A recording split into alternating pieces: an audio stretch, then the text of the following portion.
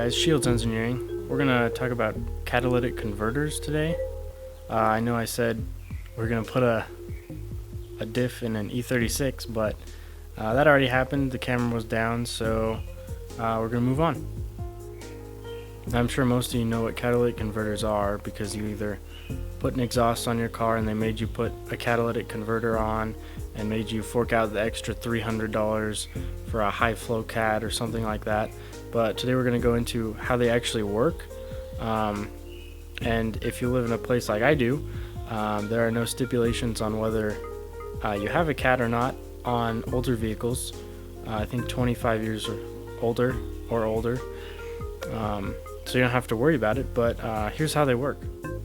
Catalytic converters were introduced to the American market around 1975 when they were widely implemented into most vehicles. And their inner core is mostly ceramic. There are some other catalytic converters that require higher heat tolerance that are metallic, but most of them are ceramic.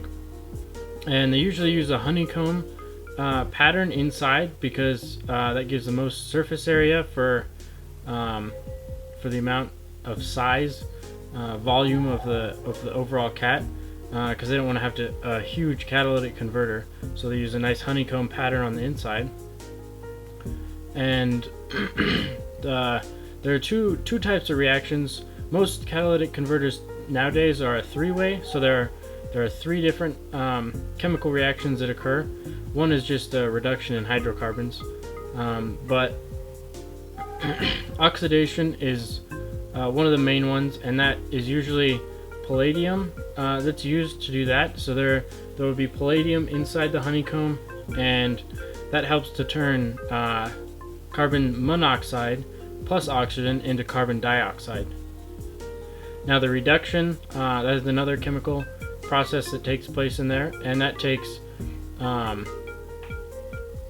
nitrogen oxide and turns that into just plain oxygen and nitrogen.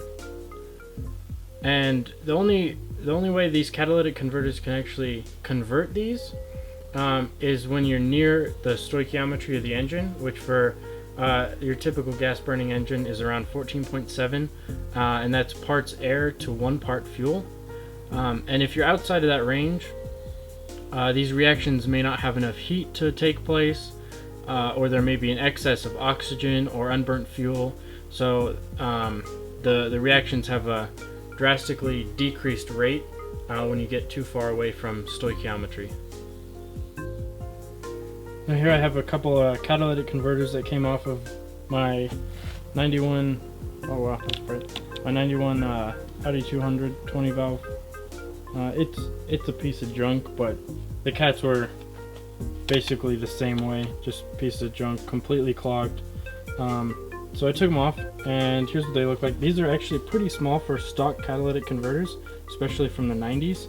My BMW had a cat that was probably 4 or 5 times one of these. So much different. This has a nice big entrance and exit though, because it came off of a turbo car. And the inside of this is this honeycomb stuff I was talking about earlier.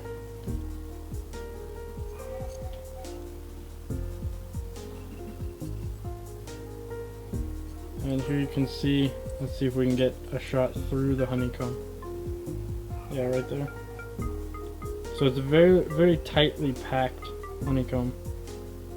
And this just fell out. That's what happens when they get old, is the heat process, when the engine is warmed up, just over time, so many of those heat processes break down the ceramic in here, and it just cracks.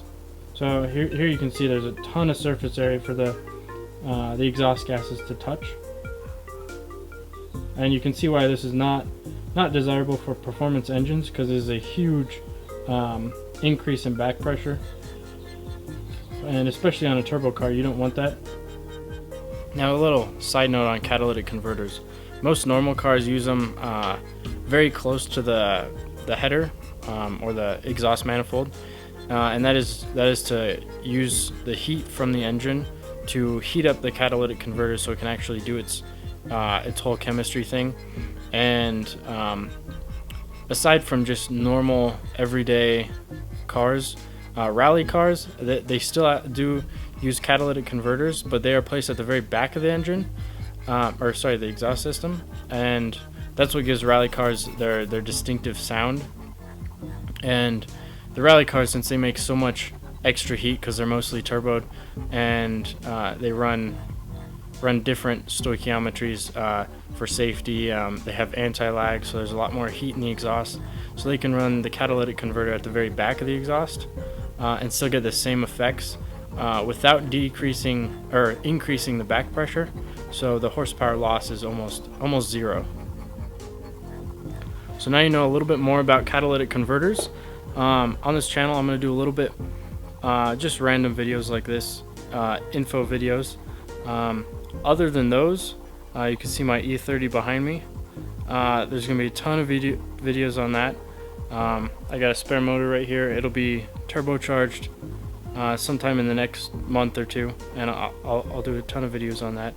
And the Audi I mentioned before, it's a beater, but it's got some work to be done, so we'll make some more videos on that. Videos should be out maybe every other week, usually Mondays, so stay tuned. Thanks.